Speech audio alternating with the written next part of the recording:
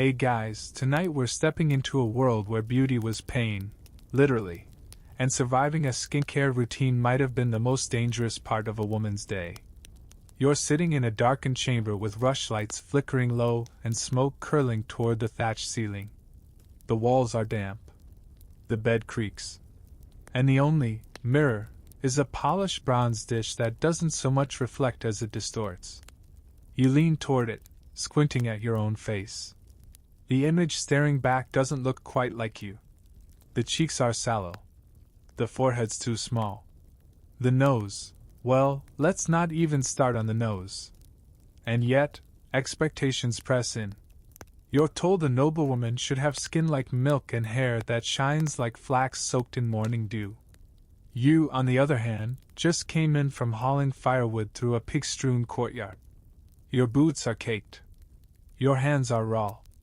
But that doesn't excuse neglecting your appearance.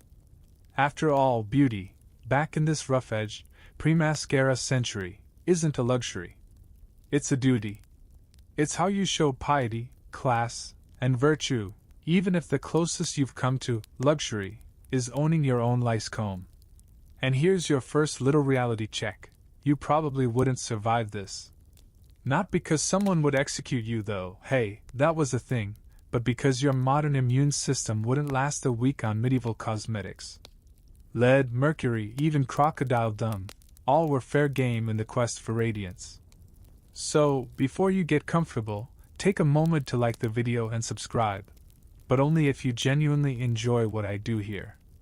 And hey, let me know in the comments where you're tuning in from and what time it is there. Now dim the lights, maybe turn on a fan for that soft background hum, and let's ease into tonight's journey together. You drag a stool near the hearth and stir the embers. The chamber smells of smoke, sheep grease, and dried herbs strung from the rafters. Lavender, thyme, maybe a hint of moldy rose petals. Your older sister says beauty begins with cleanliness. That's laughable, of course. No one is clean in the modern sense. But there's a hierarchy of grime. And you? You're aspiring to rise a few rungs. You pull your hair back, sighing. It's long, tangled, slightly sticky from candle soot, and yes, there are guests living in there. Lice aren't just expected, they're practically medieval roommates. You try not to scratch. Still, women of your station, minor nobility, say, or a merchant's eldest, knows certain tricks. You rinse your hair weekly, sometimes with vinegar or old beer. Rosemary steeped in rainwater is a favorite. Not because it smells lovely, though it does, but because someone once said it makes hair shine. And if 3 women agree on a beauty trick, it becomes gospel. Historians still argue whether these hair remedies were for health, vanity, or social status. Probably all 3. One thing's certain, medieval women worked at looking good, even when surrounded by muck and manure. You reach for your comb. It's bone-handled, gifted by your aunt on your 12th name day. The teeth are close-set and carved by a man with no regard for scalp tenderness. You drag it through a section of hair and immediately regret it. But you press on, because knots suggest laziness. And laziness suggests sin. A quick glance in the bronze mirror. Oh yes, the mirror. It's slightly warped, like the back of a spoon, and it magnifies your nose while shrinking your chin. You lean in, angle your face, and try to decide whether your cheeks need pinching. There's rouge in the chest. Just a crumb of it left, powdered saffron and crushed beetroot pressed into a ceramic bead. You wet your finger, swirl it in the pigment, and dab each cheek. Too much, and you'll look like a tavern wench. Too little, and you'll seem sickly. There's a razor-thin line between flirtation and frailty, and you're walking it in worn-out shoes. By candlelight, your sister studies her own face. "Do you think I look pale enough?" she asks. You resist the urge to point out the purplish bags under her eyes. She spent the night pacing over a love letter that may or may not be from a squire with 3 goats, and no title. "You look fine," you say instead. Fine isn't what she wants. No woman in this era wants to look merely fine. The court poets write of women as lilies, alabaster statues, or morning mist. The closer you resemble a half-dead flower, the more likely you are to marry well. In fact, some women take drastic measures, bleeding themselves slightly before festivals to ensure that desirable ghostly pallor. You heard once about a lady who used crushed pearl mixed with lead paste to lighten her skin. She died at 26. But until then? Radiant. You try not to think about that as you prepare for the next step, eyebrow maintenance. And yes, it's a thing. Even in a world without selfies. But we'll get to that soon enough. For now, you finish your rouge, rub some rosemary oil on your temples, and stand. You don't feel beautiful. You feel tired. Your hands sting from vinegar. Your back aches. But tomorrow is a feast day. And your future might just depend on how you look when the visiting baron's cousin walks by the bread table. And so, you smile into your warped bronze mirror. And if it doesn't smile back, well, that's just one more reason to keep adjusting. You wake with straw in your mouth. Not a poetic image, just the reality of sleeping on a mattress stuffed with hay and shared by two sisters, a wool blanket, and occasionally a cat with no concept of personal space. The sun hasn't fully risen, but already you can hear someone outside splitting wood and the distant call of geese being herded to pasture. Today is hair day. You stretch, yawn, and drag yourself toward the basin. It's filled with rainwater collected 2 nights ago, still relatively clean, but with a few suspicious floating specks. You remove the linen wrap from your hair, which has developed an impressive halo of grease, soot, and mystery smells. You try not to gag. This is what dry shampoo looks like when you don't have one. You reach for the vinegar. It's sharp, it stings your nose, but mixed with rosemary and left to steep overnight, it becomes your secret weapon. A hair rinse that's said to bring shine, repel lice, and maybe, just maybe, make the stable boy look your way without holding his breath. You tilt the bowl, pouring the mixture slowly across your scalp. It's cold. It drips down your neck. It burns a little where your skin is scratched. But you massage it in, slowly, firmly, like you were taught. Not because it feels good, it doesn't, but because it's the only part of your beauty regimen that feels vaguely scientific. Historians still argue whether these herbal rinses were rooted in actual medical understanding or just passed down superstition. But rosemary, sage, nettle, they all appear in beauty manuals and herbals of the time. Some women even believed rosemary stimulated memory. So, double bonus, shiny hair, and you might remember where you hid that dried apple from last winter. Once your hair is soaked, and your eyes are watering from the vinegar fumes, you wrap it in a thin wool towel and start prepping the comb. You wince even before the first pull. Combing medieval hair isn't a gentle affair. Your comb, carved from bone, is heavy, with teeth so fine they seem designed to punish. The goal isn't just to detangle, it's to dislodge anything living in there. Because lice aren't just a nuisance. They're a guaranteed part of your social life. You remember what your aunt once said? If a lady doesn't comb her hair each day, she's inviting scandal and insects. Of course, she also thought frogs predicted the weather. Your little cousin wanders into the room, clutching a ball of yarn. Her hair is a riot of curls and crumbs, but no one expects a 7-year-old to look court-ready. She watches you grimace as you drag the comb through another section and offers, "You're bleeding a little." You glance in the mirror. She's right. Your scalp has lost a skirmish to your grooming tool. Again. Still, you carry on. Beauty hurts. And it continues hurting well into the day. By midday, your hair is dry. Kind of. It smells pungent, an odd mix of sour and floral, but at least it doesn't look oily anymore. You twist it into a modest braid and bind the end with a strip of faded ribbon. The whole thing feels ceremonial. A quiet ritual in a world where most things are noisy and urgent. Someone once said a woman's hair is her crowning glory. That's a laugh in a culture where your hair is hidden more often than not. Married women keep theirs covered at all times, especially in public. The veil, the wimple, the hood, each a layer of status and modesty, depending on your rank and the decade. But the hidden parts matter. Even if no one sees it, you know what's under the veil. And your sisters will know. And your mother will inspect you before the evening prayers. And when your hair catches the light of a candle and glows like polished wood, someone will notice. Even if they don't say so. And if they don't? That's what lavender oil is for. There's a small clay jar under your bed filled with thick, resinous paste. Beeswax, rosemary, lavender, and just a pinch of lard, because everything in the Middle Ages contains a pinch of lard. You take a little, warm it in your palm, and smooth it across the braid. It gives your hair a soft sheen, tames flyaways, and masks any lingering hints of yesterday's soup. Modern shampoos brag about leaving your hair silky, soft, and manageable. You'd settle for less crunchy. But for now you manage. At supper, your sister leans in and sniffs the air near you. "You smell like a hedge witch's drawer," she says. You smile. That's the closest thing to a compliment you'll get today. One woman at the feast, Lady Osanna, arrives with hair so intricately braided it looks like a bird's nest made of spun gold.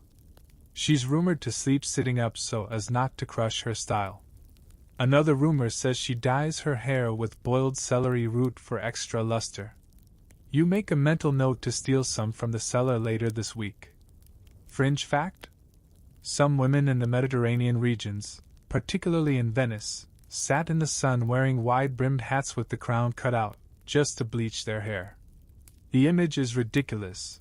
Women in ornate gowns, neck-deep in sunburn, with tufts of hair poking through like sprouts in a planter box. But fashion is never about practicality. It's about signal. You're signaling wealth, leisure, and the ability to do nothing productive with your afternoon. And tonight, as you wash your hands in the last of the warm water, you run your fingers along your braid and feel, what is that? Pride? Perhaps. Or relief. You didn't invent the rosemary rinse, but you've made it your own. You did the thing. You fought the good fight. And your hair, for once, doesn't feel like straw. You lean into your pillow of bundled wool, sigh, and wonder what tomorrow's beauty routine will require. Spoiler: it's probably going to sting. The cold clay feels heavy in your palm as you scoop out a smear of face paste. It's thick, chalky, and tinged with a faint metallic smell that never fully goes away. Your sister calls it moon powder, but that's just a charming name for something that's mostly powdered lead. Tonight, you're applying it thinly across your cheeks, forehead, and nose, every part of your face that might peek out from under a veil or hood. The goal? Whiteness. Not just paleness, mind you, but that glowing, corpse-adjacent porcelain look that says, "I've never worked a day in the sun and I'm rich enough to risk chemical poisoning for it." The lead paste dries fast. It flakes if you talk too much. It makes your skin itch. But you dab it on anyway, careful to avoid the corners of your mouth, where it tends to crack. You've seen older women with gray lines permanently etched into their smile, the lingering ghosts of beauty routines gone slightly too far. Historians still argue whether medieval women truly understood how dangerous their cosmetics were, or if the slow, creeping symptoms of lead poisoning were simply mistaken for bad humors or divine punishment. Either way, you don't question it. You want to look refined, not ruddy. A flushed face suggests exertion or, worse, lust. Pale equals pious. Pale equals elite. And pale hurts. The whitening creams aren't just lead. Some versions contain mercury, vinegar-soaked chalk, or even the ashes of crushed pearls if you're fabulously wealthy. Not that you know. You use what you have: ground-up eggshells, a bit of lime, white clay from the riverbank. Your cousin tried flour paste once. It looked good, until it rained. As you wait for the mask to dry, you sit by the fire, flipping through a small booklet of herbal sketches your aunt gave you last winter. There's a section marked For complexion, to brighten and still wrinkles. It suggests crushed poppy petals mixed with duck fat. Or powdered lily bulb blended with goat milk. One page even claims crocodile dung. Yes, crocodile dung, applied to the skin at dusk, will make a woman's face shine. Like the pale moon on still water. You hope it's a joke. But you wouldn't bet on it. Quirky as it sounds, beauty in this era is a weird fusion of medicine, magic, and misinformation. What works? No one really knows. But if a nun wrote it in a margin or a merchant's wife swore by it in passing, it gets passed along like scripture. That's how you end up smearing a plant you can't pronounce under your eyes while reciting a rhyme about Saint Agnes and hoping for miracles. You walk to the mirror, bronze, warped, and unflattering as ever, and examine your reflection under candlelight. The whitening cream has settled. You look ethereal. Or ill. The difference is blurry. Still, there's something satisfying about this face. It's not you exactly. It's a version of you shaped by fashion, fear, and tradition. The kind of face you'd wear to a feast. Or a wedding. Or a very public church service where every other woman is secretly sizing you up while pretending to pray. Your sister walks in and raises an eyebrow. You look like a ghost. You nod. Good. She doesn't argue. You take a pinch of ground rose petals and dust them lightly onto your cheeks to mimic a natural blush. It's an odd contradiction. Women spend all this time making their skin unnaturally white, then immediately try to fake the color back in. But it's not about realism. It's about the illusion of health, the careful curation of effortlessness. Later that afternoon, you head to the square for the feast of Saint Apollonia. It's crowded. The air smells like roasted meat, wet wood, and too many people packed into too small a space. You keep your veil low, your face angled slightly away from the sun. If your makeup melts, you'll have to scrub it off with live water when you get home. And that'll sting worse than the original application. Still, you catch a glance from a passing scribe. Just a flicker. A moment. Enough to make the effort feel a little less absurd. There's an older woman seated on a bench beneath the bell tower. She wears no makeup, no veil, and her hands are calloused from a life of work. She catches your eye and smiles. And for a moment you wonder, when do you get to stop doing all this? When do you stop painting your face and scrubbing your hair with vinegar and sitting in the dark, hoping the herbs actually do something? No one tells you. You'll just know. One day. Maybe when your daughter starts doing it for herself. Later, as you scrape the dried white film off your cheek with a sliver of linen, you wince. Your skin is raw underneath. A little red. A little sore. But you dab on some almond oil, whisper a prayer to St. Clair, patron of eyes and by your logic, probably faces, and blow out the candle. Tomorrow you'll do it again. Because beauty in this world isn't just how you look. It's how well you can pretend you were born looking like that. You sit cross-legged on the floor, needle in hand, carefully teasing a thin hair from your forehead with the point. One by one, you pluck them. It's not about neatness. It's about class. That's right. You're plucking your forehead. Why? Because beauty, in this strange medieval world, means looking like a sacred painting come to life.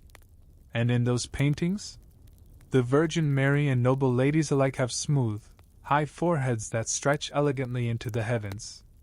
A small forehead? That's for farmers, milkmaids, and people who don't know better. A large, empty expanse above the eyes? Now that's refinement. You wince. These hairs don't want to come out. They've lived here a long time. But with every tug, you imagine yourself climbing the social ladder, one follicle at a time. Your sister is doing the same beside you, but she's gone a step further. She singed off her baby hairs with a candle last week. It worked. Sort of. She also lost part of her eyebrow. You've been too polite to mention it. Historians still argue whether this trend began with noblewomen imitating religious iconography, or if it started with royal court fashion and trickled downward. Either way, it spread like wildfire, and not just in Europe. Across cultures and centuries, women have reshaped their faces to match whatever bizarre standard is in vogue. In this case, forehead real estate.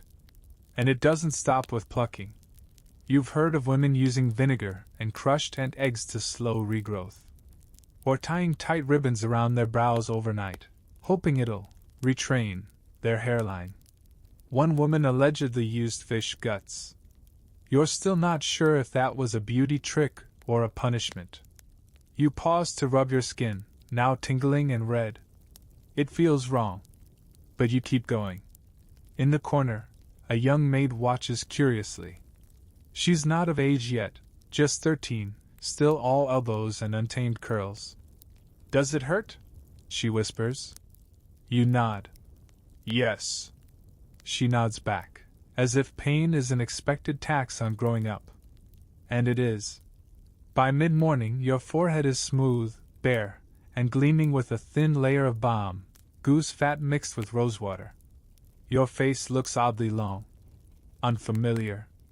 But fashionable. Then it's time for the eyebrows. Yes, you've already plucked the forehead. No, you're not done. Eyebrows must be shaped. Carefully. Delicately. You want them thin, but not absent. Arched, but not dramatic. It's a balancing act, and the stakes are high. The wrong eyebrows, and you might be mistaken for a nun on punishment duty. Or worse, a courtesan trying too hard. You take your walnut bark ash and mix it with a bit of oil, creating a dark, muddy paste. With the edge of a chicken feather, you gently draw a graceful curve above each eye. You concentrate. Too thick, and it looks clownish. Too thin, and it disappears under your wimple. And heaven forbid someone sees you applying it. In this time, the goal is to appear beautiful without effort. Admitting to cosmetic work, especially anything painted, is seen as vain or even deceptive. So you always apply it privately. Quietly. And if asked how you got such perfect brows? Oh, these? Just God's blessing. Even though it's clearly the work of a borrowed feather and some roasted nutshells. It's a little funny, when you think about it. You're removing one part of your face and drawing another back on, like a medieval paper doll. All to achieve a look that's half fantasy, half illusion, and fully exhausting. But this is what beauty demands. You must look like you were born to glide through candlelit halls, not toil in them. Even if you spent the morning scrubbing ash from your brother's leggings. A woman down the street, Agnes, who's married to the cooper, once refused to pluck her hairline. She claimed it was vanity. Her neighbors whispered she was hiding a devil's mark beneath her fringe. No one says it aloud, but you're pretty sure that's why she got skipped over for the May Queen festival last spring. And so you pluck. You redraw. You blend soot and oil and hope it doesn't rain. Later that week, your friend Mari comes to visit. She's been experimenting with something new, crushing elderberries and mixing the juice with fine ash to create a more purplish tint for the brows. "It makes your eyes look bluer," she says proudly. You try it. She's right. But by dinner, the berries have oxidized into something closer to green. That night, you go to church and bow your head in prayer, knowing full well your forehead is gleaming and your eyebrows are slightly moss-colored. But you feel elegant. Your mother even smiles at you from across the pew. It's hard to tell whether it's pride or relief. Either way, it's better than disapproval. And when the candlelight catches your face just right, you imagine yourself on a manuscript page. Gilded halo. Flowing robes. Perfect brows. Infinite forehead.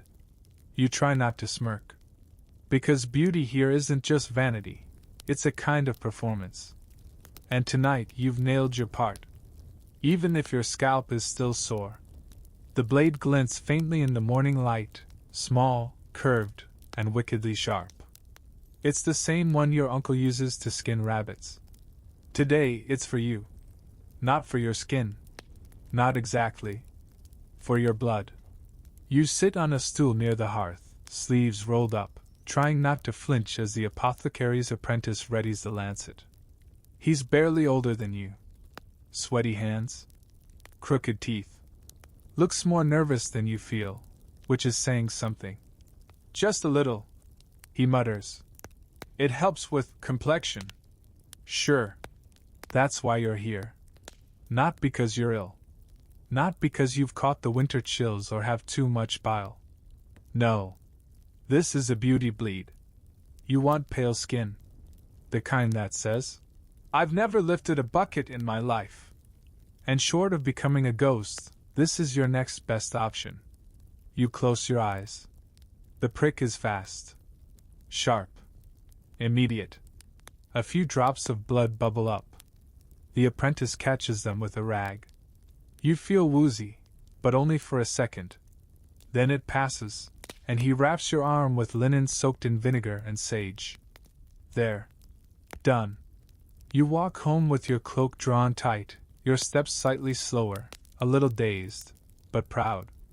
You've just taken part in a ritual that countless women before you have embraced. Because in a world obsessed with paleness, bloodletting for beauty is a real thing. Historians still argue whether these non-medical bleedings were sanctioned or simply tolerated. Some think they were private indulgences. Others say they were recommended by midwives and even friars. After all, everyone believed in humors. Too much blood meant imbalance. And imbalance showed on the skin. But let's be honest, this wasn't about balance. This was about blushing less and glowing more. Your cousin tried it once before a betrothal feast. She nearly fainted into her soup. But her cheeks were porcelain the whole night, and no one talked about her fainting. They talked about her delicate glow. You reach your cottage and lean against the doorframe. The world tilts slightly. You laugh to yourself. The things women do. Later, at supper, your mother notices the bandage. You're not sick? No, you reply. Just improving.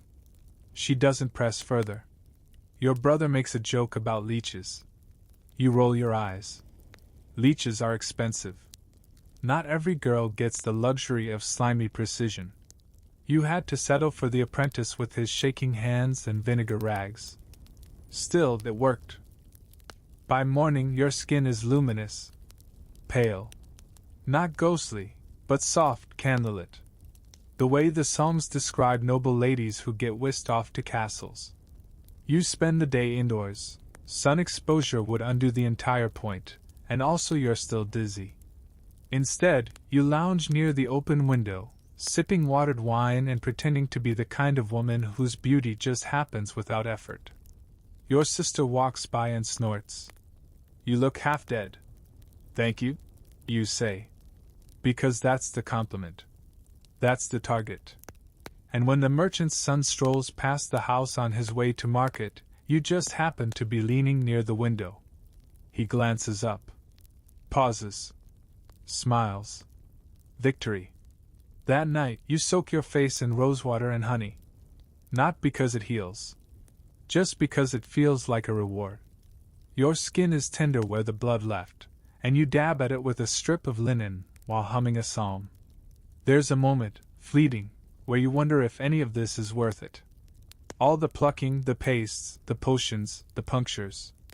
But then you look at your reflection in the polished dish. And yes, it still distorts your features, but your cheeks really do glow. Like a saint in stained glass. And in a world where illness and labor mark a woman's body before she's 20, looking untouchable, otherworldly, is a kind of power. A quiet, painful, bleeding kind. Just be careful not to stand up too fast. You lean over a cracked wooden table, grinding dried rosemary with the flat of a spoon.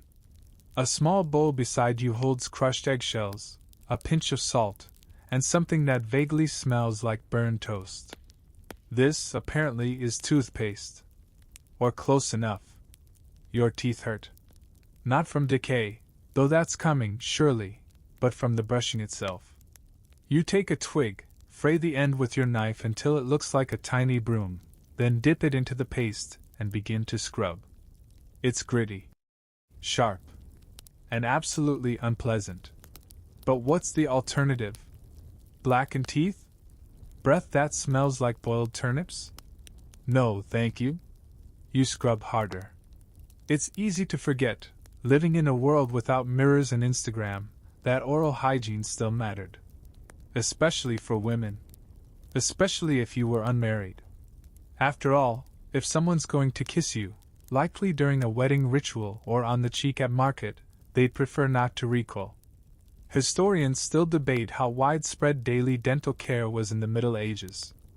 But recipes for tooth powders and breath potions show up in manuscripts from Italy to England. Some contain ground charcoal, mint leaves, and even powdered deer antler. One even includes dried mouse brains, though scholars can't agree if that was metaphorical or literal. Yours is rosemary and burnt salt. You finish brushing, wincing at the lingering bitterness on your tongue. Then you take a clove-studded pomander from your pouch and hold it under your nose, breathing in sharply. Better. Not good. But better. Your aunt swears by chewing parsley and fennel seeds. Your cousin uses apple vinegar rinses and swears it makes her breath dance like springtime. You're unconvinced. Some noblewomen suck on cinnamon bark. If you're lucky enough to get imported spices, you flaunt them, between your teeth, on your breath, or even baked into those strange little clove cookies the monks trade for goose fat. But if you're unlucky, you chew on twigs, or dried rose petals, or, in truly desperate times, boiled leather soaked in mint oil. You glance down at your wooden cup. Inside is a mouth potion, given to you by a traveling friar. It smells faintly of fermented honey and lavender.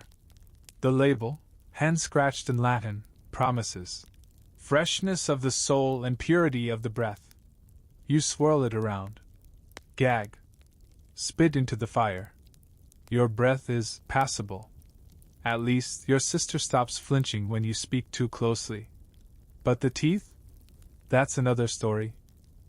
In a world without sugar, tooth decay is slower, but not absent. You eat tough bread, salted fish, sour wine, and preserved meats. The food wears you down. Literally. A few months ago, a woman in the next village had a tooth pulled by the blacksmith. He used tongs.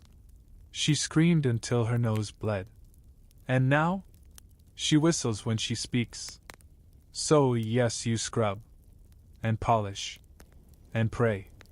One fringe belief says sleeping with a sprig of sage under your pillow will keep your teeth strong. Another insists that kissing a donkey's tooth before dawn prevents rot. You tried the sage. The donkey's tooth, maybe later. At the weekly gathering in the town square, you watch the ladies arrive.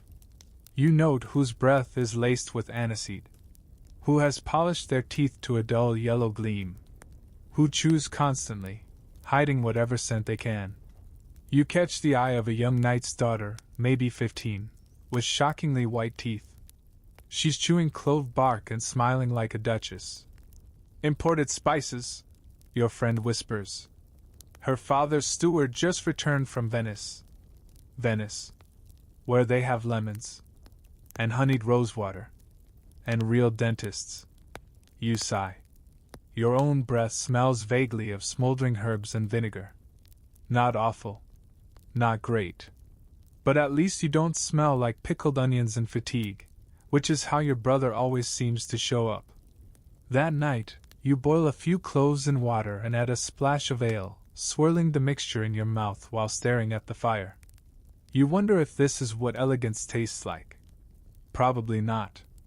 But it's yours. And tomorrow you'll do it again.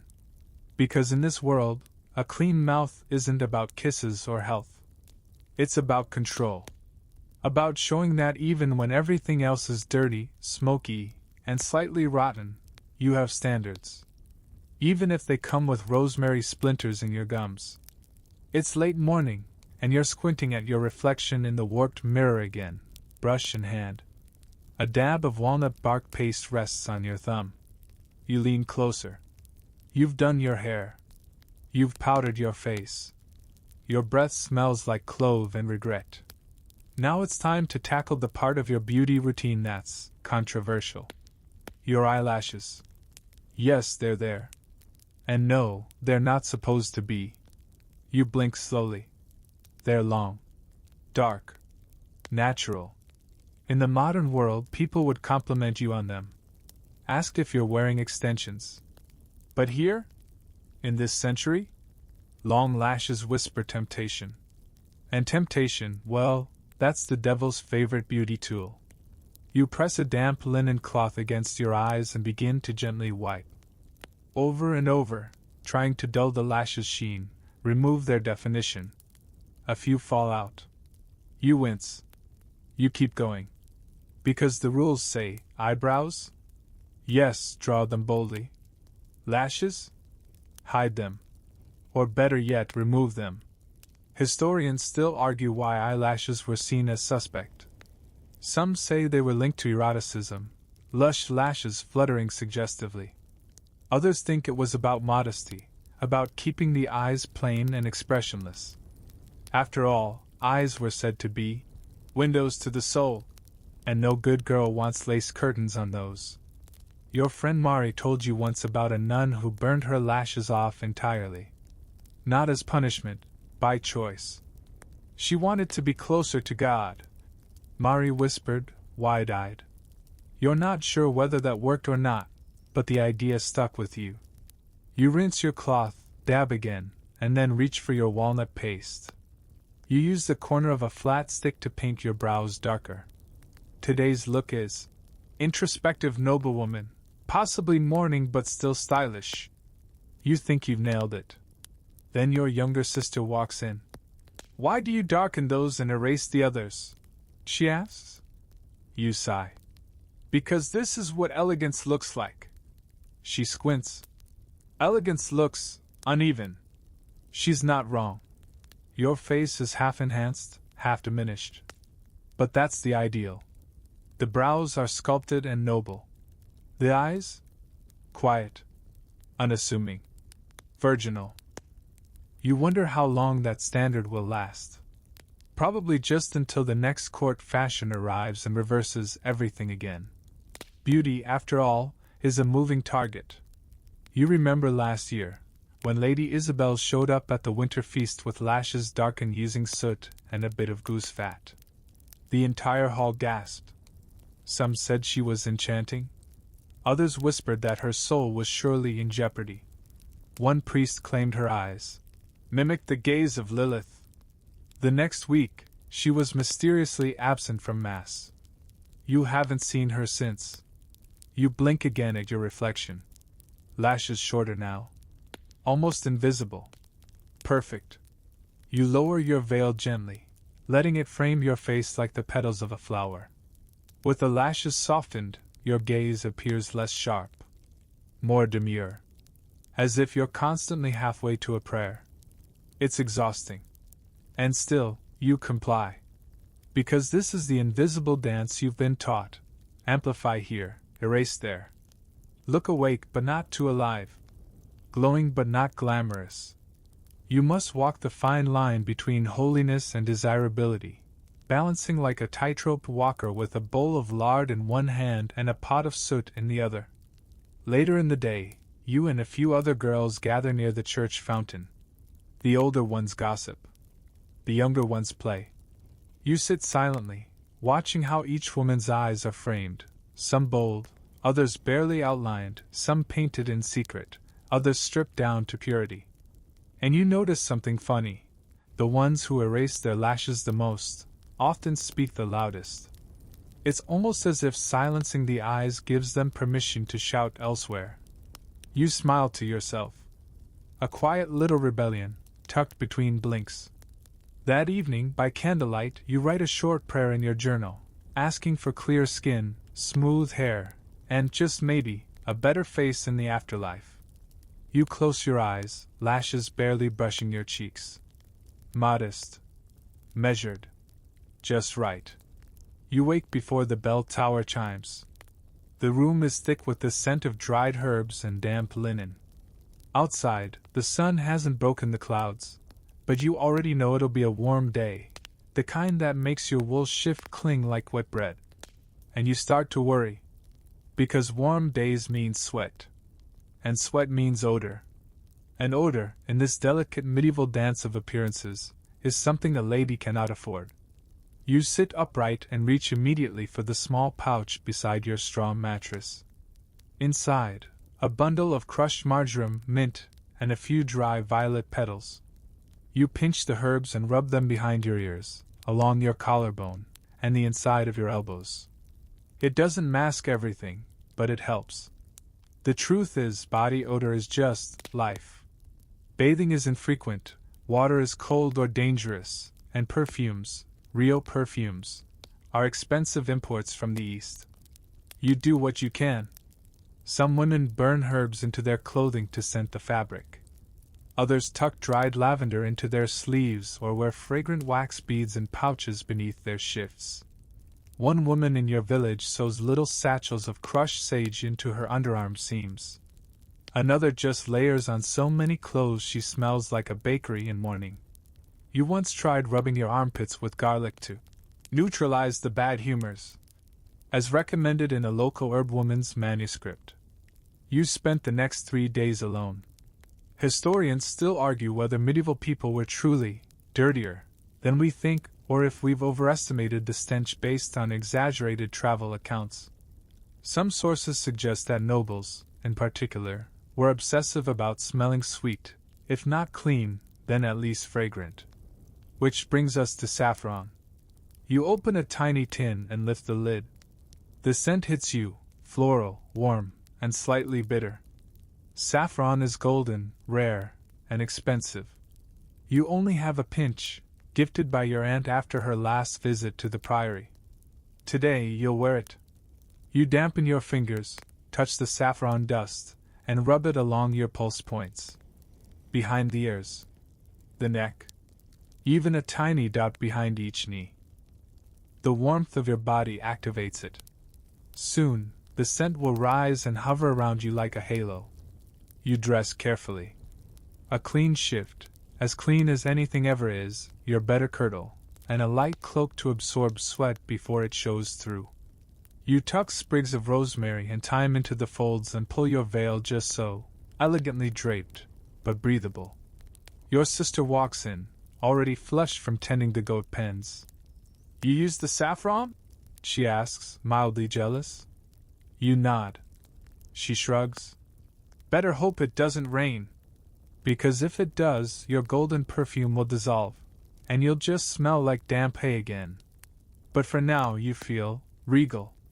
It's a market day, and you walk the cobbled path with confidence. Other women have made their own efforts, ribbons perfumed with rose oil, pomanders carved into little apples hanging from belts. One woman even wears orange peel sewn into her sleeve. And then there's the contrast. You pass a woman, peasant, middle-aged, hard-working, probably up since before dawn. She smells of onions and honest labor. Not foul, exactly. Just strong. The moment she's gone, another girl leans toward you and whispers, "She reeks." You feel a twinge of guilt. But only a twinge. Because in this world, how you smell is status. Not just cleanliness, but who you are. The wealthy smell like spices and gardens. The poor smell like smoke and salt. Your saffron, rare and warm, tells the world that you're closer to one than the other. Even if your hands are still rough and your shoes leak in the rain. At the bakery stall, a merchant's apprentice compliments your scent. Like summer, he says. You thank him and float home half a foot above the ground. Later, in the evening, you sit by the fire with your legs tucked under you. The scent of saffron still lingers faintly, mingling now with the smoke and your own fatigue. You pick up a scrap of parchment and begin listing herbs you might try next: sweet cicely, dried apple peel, elderflower soaked in cider vinegar. You're always thinking ahead. Because beauty isn't a single act, it's maintenance. And smelling good? That's part of the illusion. Even if it costs your last pinch of gold powder. You stand stiffly, arms overhead, as your sister yanks on the ties of your bodice. The fabric groans. You do too. Stop breathing, she mutters. You try. It doesn't help. With a final, ruthless tug, she knots the laces and steps back to admire her work. You feel like a sack of barley held together by willpower and desperation. Welcome to the world of medieval body shaping, a realm where beauty means posture, and posture means pain. The bodice you're wearing is stiffened with thin whalebone slats, sewn between layers of rough linen.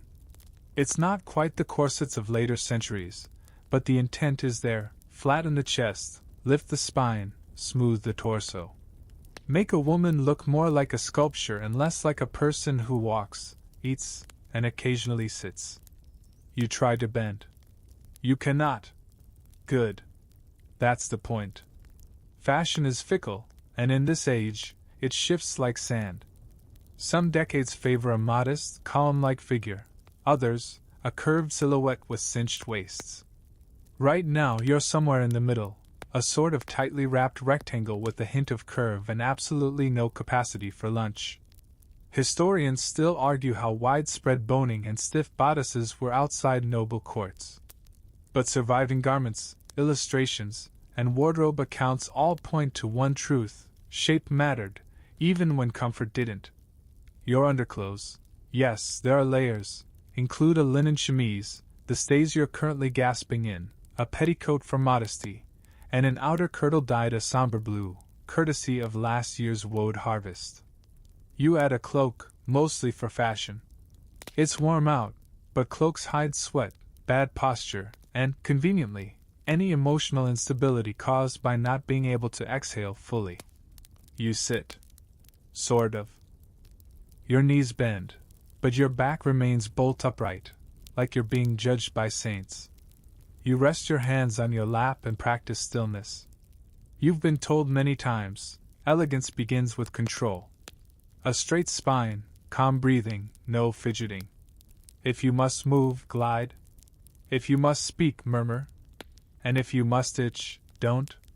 You remember last week, when a young girl from the mill tried to scratch her thigh through 3 layers of skirt and accidentally upended a pew at Vespers. She hasn't made eye contact since. Your mother walks in and nods approvingly at your posture. Now you look like someone who might marry up. You nod slightly, careful not to pop a seam. That's the game, after all. Looking like someone worth being noticed. Because while men display wealth through land and titles, women do it with poise and packaging. And sometimes padding. You shuffle over to your chest and pull out the small linen bundles. Stuffed with wool and stitched shut, they're designed to fill out your hips, just a little.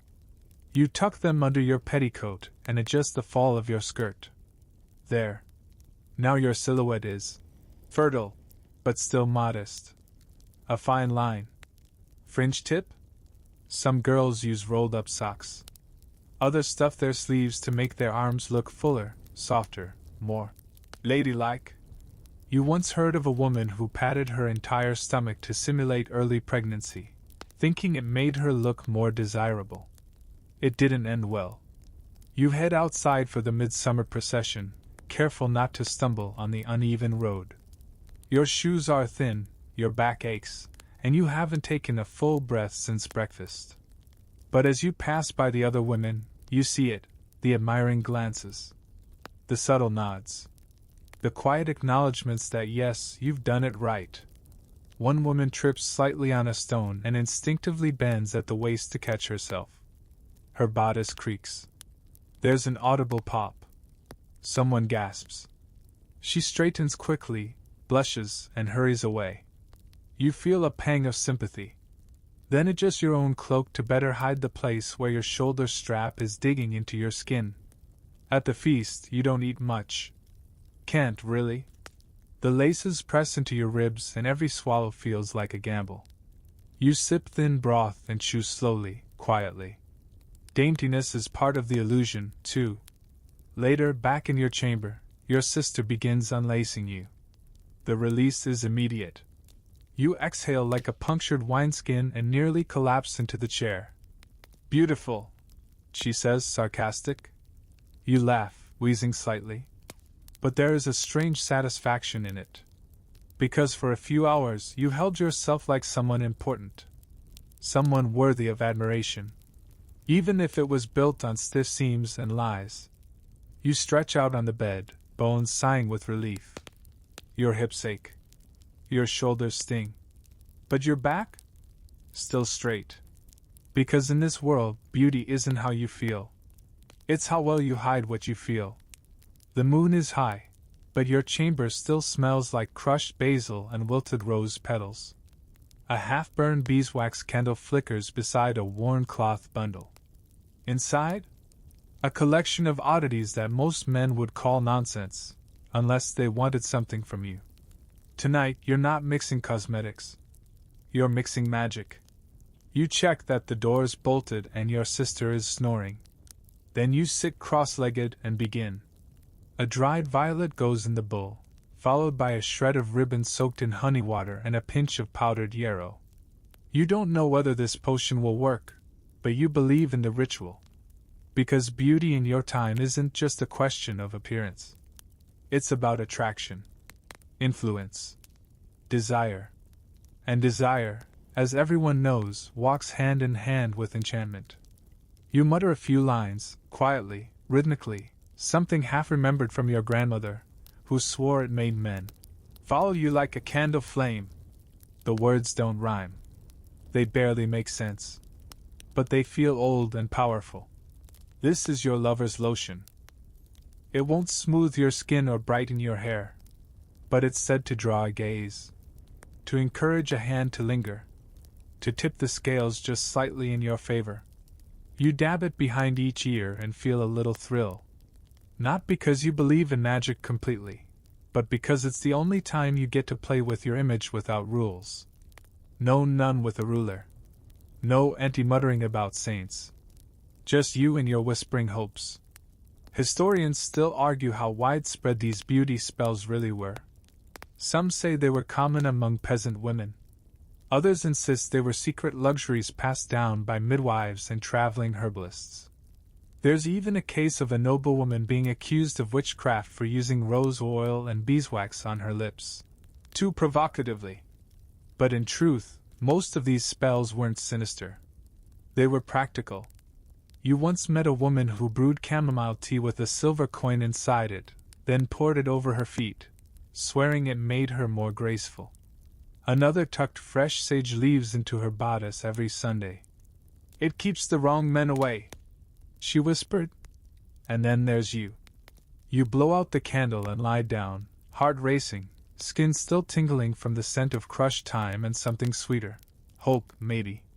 You remember that merchant's son, the one who smiled when you wore saffron. You wonder if he'll notice you again at the market tomorrow. If he'll step closer. If he'll speak. And if he does, you'll act surprised. As if you hadn't spent an hour whispering to rose petals last night like a lovesick apothecary.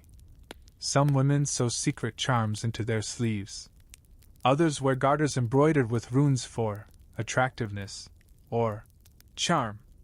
You even heard of one girl who kept a lock of her beloved's hair in her girdle. No one ever questioned her confidence. One fringe tale says if you rub your lips with a mixture of ash and beeswax on the new moon and kiss a mirror, your future husband will appear in your dreams. You tried it once. You dreamed of a goat. But still, it's worth trying again. Because in a world where your future depends on how others see you, you'll use every tool available. Not just powders and plucking, but potions, whispers, charms. Soft rebellions against fate. In the silence of your chamber, you rewrap your bundle of herbs and slip it beneath your pillow. The scent is calming now, woodsy, floral, a little strange. You inhale deeply. You're not sure if anything will come of it. But somehow, you feel more beautiful. Not in a mirror. Not for a feast. But inside your own skin. And that, for once, might be enough. The wind outside bites at your cheeks, but your neckline refuses to budge. It's lined with fur, fox, maybe rabbit, and it itches like mad. Still, you keep it in place. Why? Because it's fashionable. And fashion, in your world, means enduring discomfort in the name of looking very slightly better than the woman next to you. Today you're braving the cold not for church, not for a feast, but for the latest look.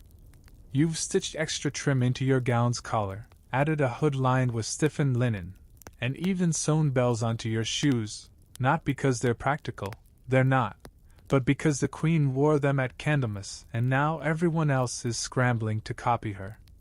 You pass another girl in the square whose gown is trimmed in what appears to be dyed squirrel. You raise an eyebrow. Bold. Slightly ridiculous. But undeniably on trend. Historians still debate how fast fashion traveled in medieval Europe. But one thing's clear, people paid attention. Courtiers mimicked royalty. Townswomen mimicked courtiers. And you? You mimic whatever your neighbor's slightly wealthier cousin wore last Sunday. Which is why you're currently overheating under 3 layers of wool and rabbit fur while pretending you're not sweating through your shift. Your cousin once wore her sleeves so wide they dragged in the mud. She cried when a passing dog mistook them for a chew toy. Lesson learned? Not really. A month later, she added embroidery. Because trends are powerful. Even when they're absurd. You remember when someone said pointy shoes made you walk like a lady. Never mind that they caused bunions and tripping accidents. You wore them anyway. So did your friends. One girl even stuffed wool into the tips to make them longer. There's another trend you've tried once. Plucking the eyebrows into a thin line, then painting a second, higher brow just above it. The effect? Perpetual surprise. But very noble. Some women go even further. You've heard tales of iron corsets. Not for shaping, just for showing.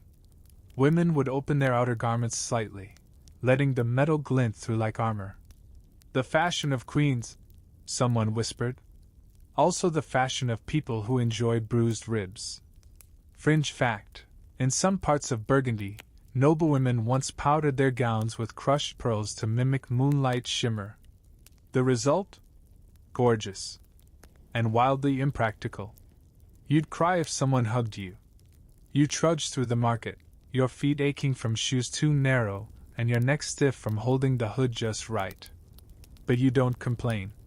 Because when a passing noble glances at you and pauses, just a little, you know it's working.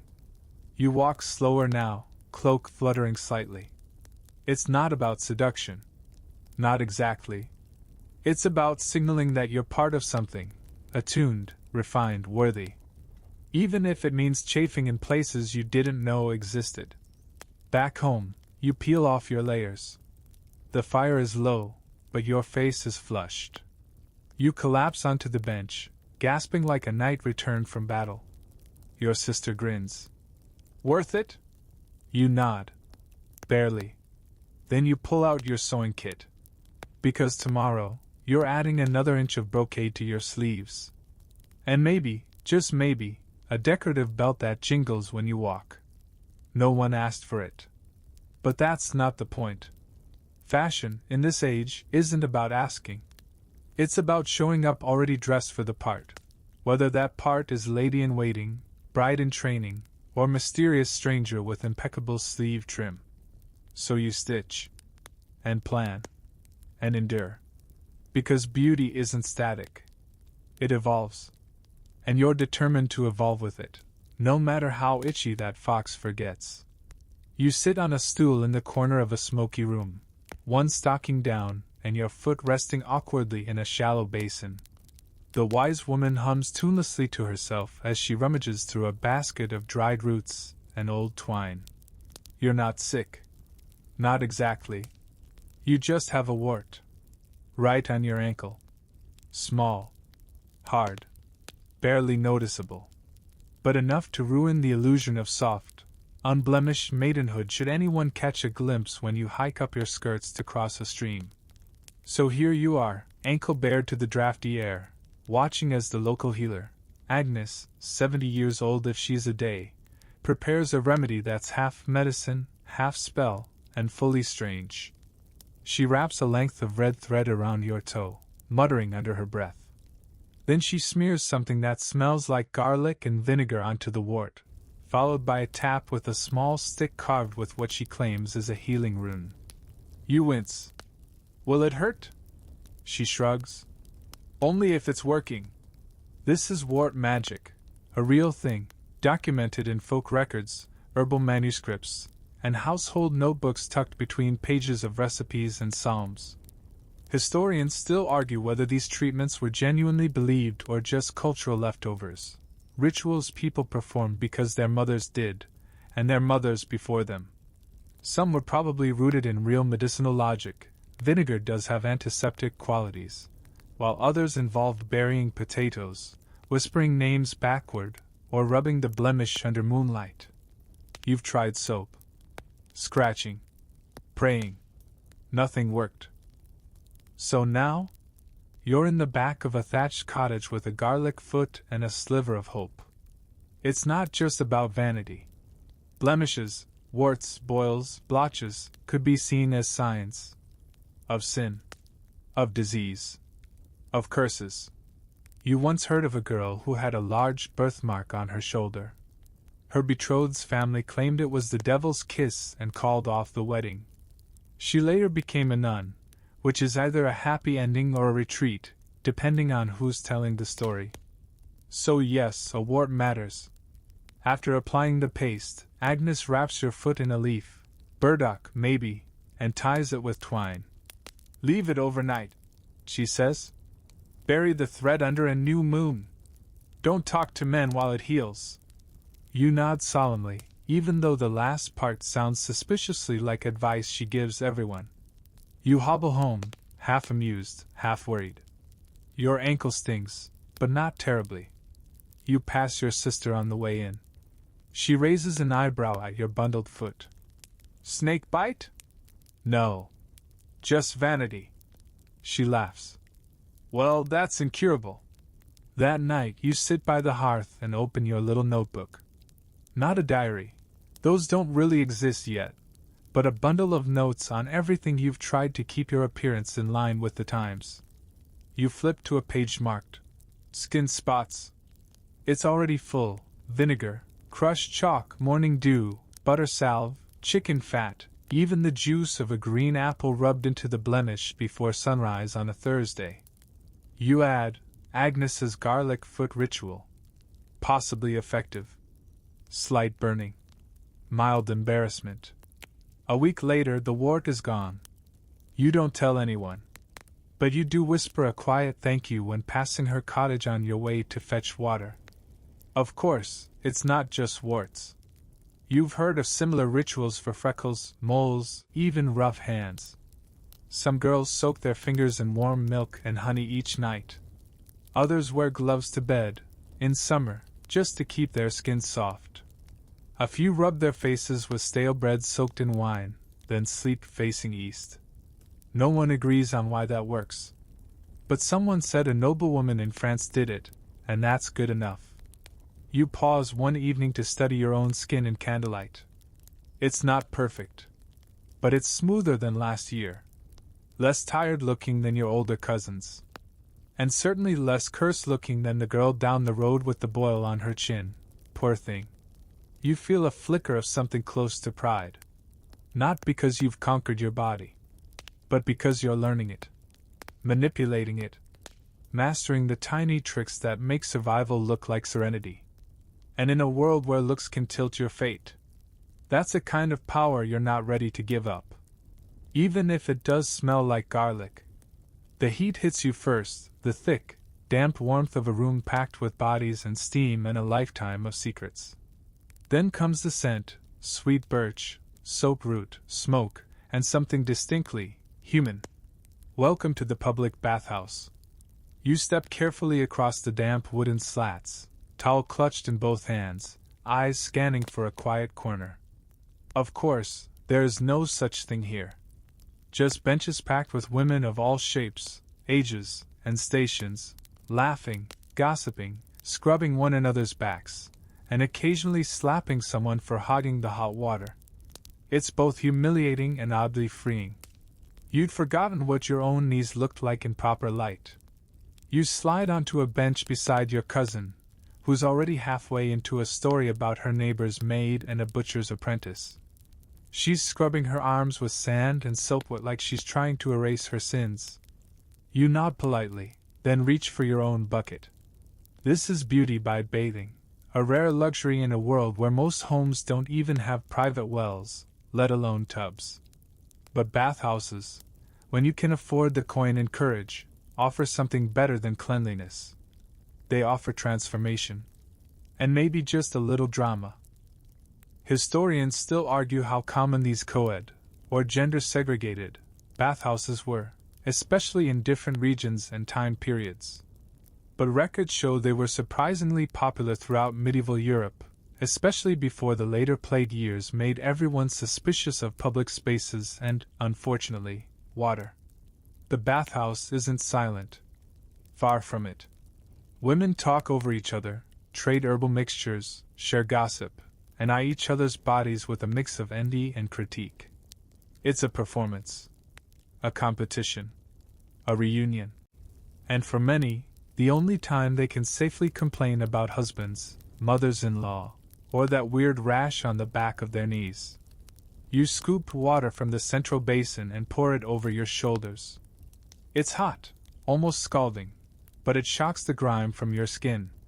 You scrub with a linen cloth soaked in wood ash and lavender, then rinse with water scented faintly with thyme. Beside you, a merchant's wife is applying a face mask made of warm clay and goat milk. Another woman is using a shell to exfoliate her feet.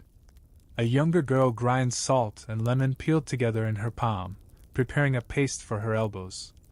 This is not a place for modesty or mystery. Here, every bump, wrinkle, and mole is exposed. But instead of shame, there's acceptance, laughter, commentary, a communal shrug that says, yes, we're all flawed. And also fabulous. And for 1 hour, that's enough. Fringe tip: some women believe that sitting in steam infused with marjoram and sage will not only cleanse the skin but ward off bad luck in marriage. Others just like the smell. You try it. You cough a little. It's worth it. Your sister arrives late, flustered, claiming she forgot it was bath day. She smells like pickled cabbage and embarrassment. You make space beside you and hand her your brush. She scrubs in silence for a while. Then she whispers, "You look fresh." You smile. You feel it. Not just clean, but seen.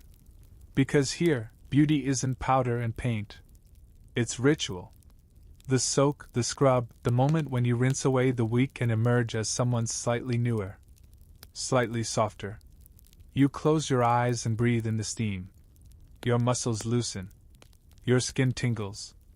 And you remember, once upon a time you dreaded this place.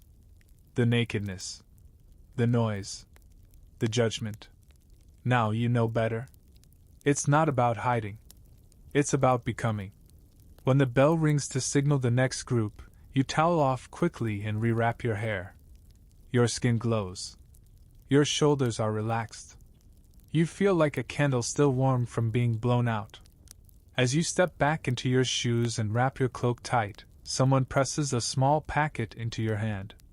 It's soap root, wrapped in wax paper. You turn. It's the older woman from the basin. "For next time," she says, smiling. You thank her and walk into the cold night, feet damp, hair steaming, chest full. The stars overhead shimmer faintly. And for once, you don't feel the need to cover anything. Your fingers tremble slightly as you fasten the clasp of your daughter's cloak. She's only 13, but already her cheeks have that soft, rounded glow, and her eyes, those wide, hopeful eyes, have started drawing glances in the village square. You try not to notice. But you do, because now it begins. Her first true feast. Her first time sitting near the head of the hall. Her first time learning how to be seen, but not too much. Be lovely, but not bold. Be modest, but not invisible. Welcome to decorative virtue. You smooth the edge of her veil, tugging it down just a touch more. It slips back up. Of course it does. She hasn't learned yet. The veil isn't just fabric, it's symbol. It tells everyone she's pure, obedient, and valuable in the marketplace of matrimony. She yawns. It's just a meal, Mama. You smile, soft and strained. It's never just a meal. You remember your own first feast. The weight of borrowed jewels. The sour taste of nerves under clove-sweetened breath. The way your mother adjusted your sleeves 3 times before letting you walk to the carriage. It wasn't about food then. It isn't about food now. It's about display. Historians still argue how early young girls were formally trained for marriage, but among families with status, or even aspirations of it, the preparation started long before any official proposals. Beauty became a project. A shared project. You teach your daughter to sit straight, to tilt her chin, to smile just enough to seem charming but not so much she appears vain. You guide her hand to the rosemary rinse, reminding her to apply it the night before, not the morning of, when the scent is too strong. You show her how to warm beeswax in her palms to soften her lips without glossing them.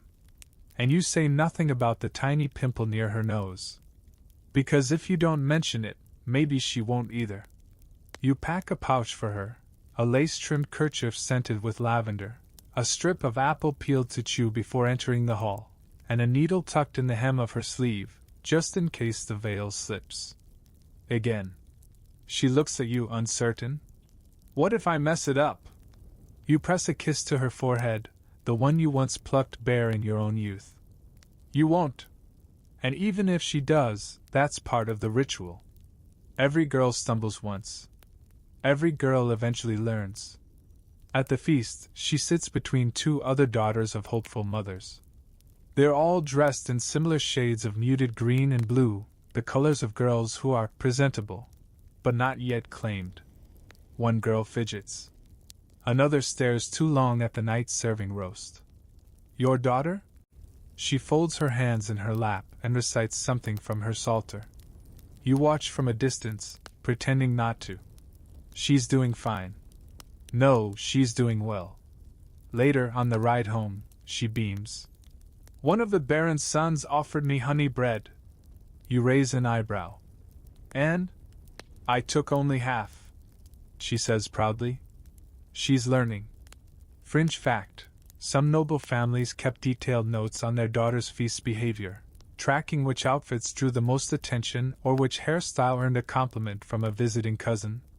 It's matchmaking by spreadsheet, just without the math. You never wrote things down, but you remember. You remember the first time a man asked your father about you. The first time your name was whispered in connection with another.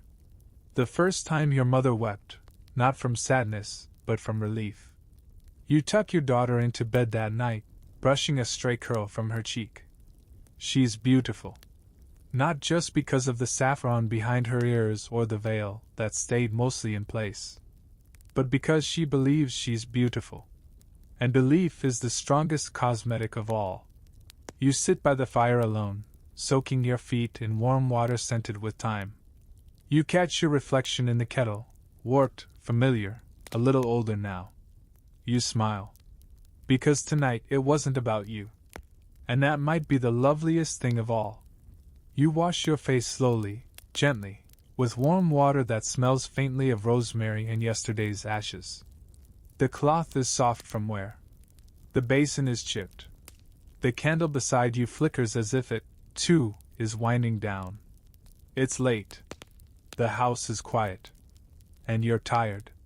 Not just the kind of tired that comes from hauling buckets or sitting too long in a too tight bodice, but the slow, bone-deep weariness of having worn beauty like armor for so many years.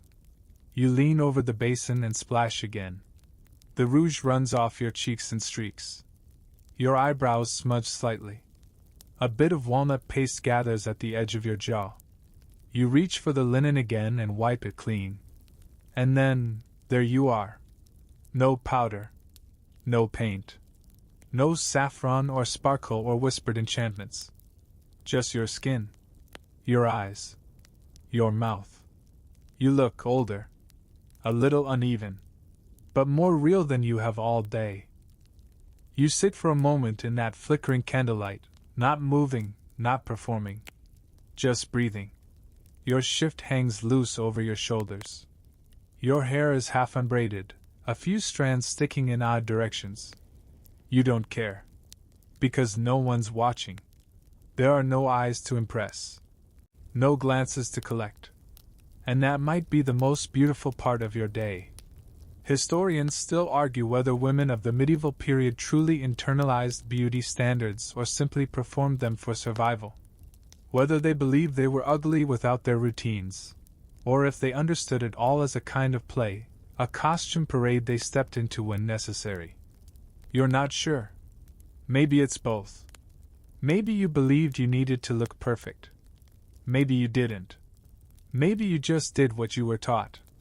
And maybe you taught your daughter the same. But now, with the fire down to coals and your reflection finally honest, you wonder. When did it stop being for them? And start being for you? You wrap your veil and place it on the stool beside your bed. You lay back against the creaky straw mattress, letting your arms go limp. Your skin feels clean. Your muscles ache in that satisfying way that says, "You made it." The candle guttered, then steadied. You close your eyes. Tomorrow, the routine will start again. The plucking. The scrubbing. The dabbing and dusting. You'll adjust your veil a dozen times. You'll chew parsley before church. You'll remind your daughter not to smile too widely. But not tonight. Tonight you're simply you. Just skin and soul and silence. And that, you realize, might be the truest kind of beauty you've ever known. The fire is nearly out now, just the occasional crackle under the ash. Your body sinks deeper into the mattress, the last of the day's tightness melting into the straw beneath you. Outside, a breeze rattles the shutters, softly, rhythmically, like the breath of some distant sea. You pull the blanket up to your chin. It smells of lavender and thyme. You let your thoughts drift backward, to rosemary rinse and saffron perfume, to crooked combs and crooked smiles, to the sting of a plucked hair, the heat of the bathhouse, the soft click of your daughter's shoes across the stone floor. Little echoes of a life measured in gestures so small no one else ever noticed them. And that's the strange thing about beauty, isn't it? It's never loud. It's never sure of itself. It hides in corners, in the curl of a finger, the whisper of a veil, the breath held before a smile. You exhale slowly. No one needs you to be anything now. Not graceful. Not radiant. Not wise. Just still. The shadows stretch long against the walls, softening the edges of everything. Even your worries seem distant now, like voices behind a door you've just closed. You nestle your face deeper into the pillow. The candle flickers once, then fades. And in that perfect hush, you are everything and nothing. You are the girl in the mirror, the woman in the veil, the mother at the feast, the breath in the dark. Sleep comes softly. And beauty, tonight, comes not from paint or powder, but from peace. Sweet dreams.